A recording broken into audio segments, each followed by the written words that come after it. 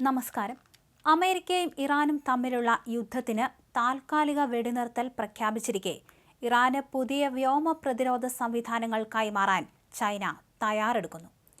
അടുത്ത ഏതാനും ആഴ്ചകൾക്കുള്ളിൽ ഈ ആയുധങ്ങൾ ഇറാന്റെ കൈവശമെത്തും.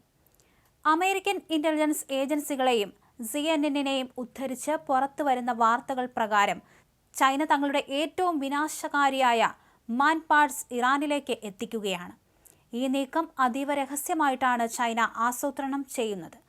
മൂന്നാം രാജ്യങ്ങൾ വഴി ആയുധങ്ങൾ എത്തിക്കുന്നത് ആഗോള ഉപരോധങ്ങളെ മറികടക്കാനാണെന്ന് പറയപ്പെടുന്നുണ്ടെങ്കിലും യഥാർത്ഥത്തിൽ ഇത് ശത്രുക്കളെ ആശയക്കുഴപ്പത്തിലാക്കാനുള്ള ഒരു തന്ത്രം തന്നെയാണ്.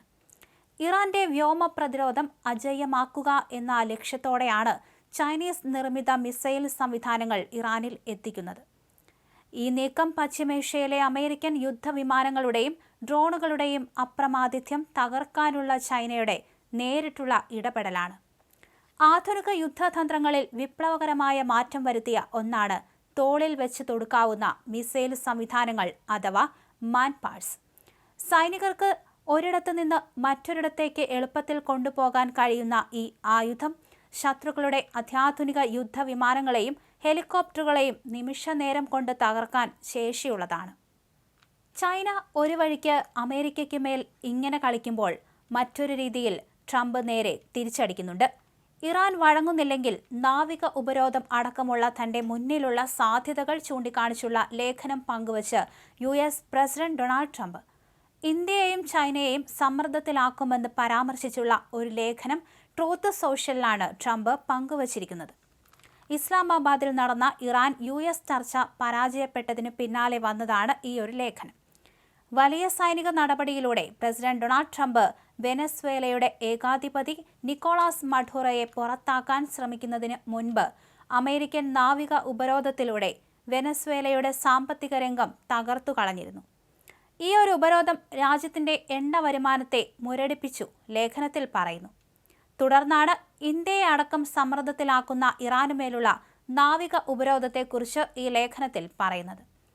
അമേരിക്ക മുന്നോട്ട് വെച്ച അവസാന കരാറിന് ഇറാൻ വഴങ്ങിയില്ലെങ്കിൽ ട്രംപ് മുന്നറിയിപ്പ് നൽകിയതുപോലെ ടെഹ്റാനെ ശിലായുഗത്തിലേക്ക് തിരിച്ചയക്കാൻ ബോംബിടാൻ സാധ്യതയുണ്ട്.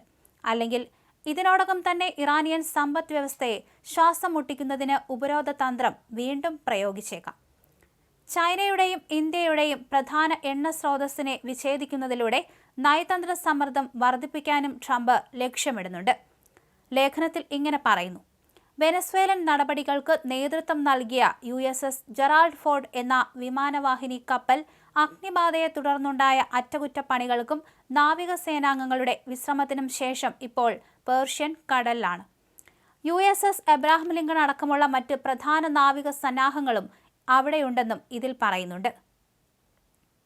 അതേസമയം ട്രംപ് ഇറാനെതിരെ കടുത്ത നടപടികളുമായി മുന്നോട്ടു പോകുമ്പോൾ ഇസ്രായേലും ഇറാനെതിരെ കടുപ്പിച്ചിരിക്കുകയാണ്.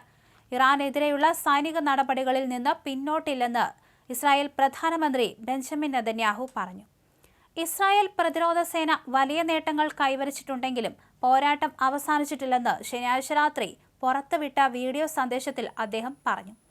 ഇറാനെയും സഖ്യകക്ഷികളെയും അടയാളപ്പെടുത്തിയ മാപ്പ് സഹിതമാണ് നെതന്യാഹുവിന്റെ പ്രഖ്യാപനം. മധ്യപൂർവ്വദേശത്ത് ഇസ്രായേൽ സൈനിക മേധാവിത്വം ഉറപ്പാക്കുന്നതുവരെ പോരാട്ടം തുടരുമെന്നാണ് നെതന്യാഹുവിന്റെ പ്രഖ്യാപനം നൽകുന്ന സൂചന. അവർ നമ്മെ ശ്വാസം മുട്ടിക്കാൻ ആഗ്രഹിച്ചു. ഇപ്പോൾ നമ്മൾ അവരെ തിരിച്ച് ശ്വാസം മുട്ടിച്ചുകൊണ്ടിരിക്കുകയാണ്. ശത്രുവിനെ ശക്തമായി പ്രഹരിച്ചു കഴിഞ്ഞു. എന്നാൽ ഇനിയുമേറെ കാര്യങ്ങൾ ചെയ്യാനുണ്ട്. നെതന്യാഹു ശക്തമായി താക്കീത് ചെയ്തു.